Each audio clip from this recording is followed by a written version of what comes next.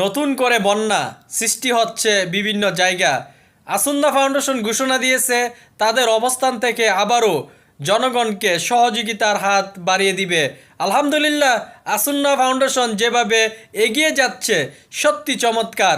অপরদিকে রাজ্জাক বিন ইউসুফ উনিও কিন্তু ওনার যে প্রতিষ্ঠান থেকে বন্যা ক্ষতিগ্রস্ত মানুষের পাশে দাঁড়াবে আলহামদুলিল্লাহ। অপরদিকে বৈষম্য বিরোধী ছাত্ররা তারাও কিন্তু এই বন্যা ক্ষতিগ্রস্ত মানুষের পাশে দাঁড়াবে। তারা কিন্তু আগে যে বন্যা হয়েছিল সে জায়গার টাকা নিয়ে কিন্তু সেই ব্যাখ্যা দিতেছে তাদের টাকার অবস্থান। অতএব বৈষম্য বিরোধী ছাত্রদের যে তারা একটি নতুন সংগঠন এবং তারা ছাত্র নেতৃত্বে উঠে এসেছে, অবশ্যই তাদের ভুল ত্রুটি হবে, কিন্তু তাদের কর্মকাণ্ড এবং আসুন্না ফাউন্ডেশন এবং শেখ রাজ্জাক বিন ইউসুফ তাদের মাধ্যমে আমরা চাই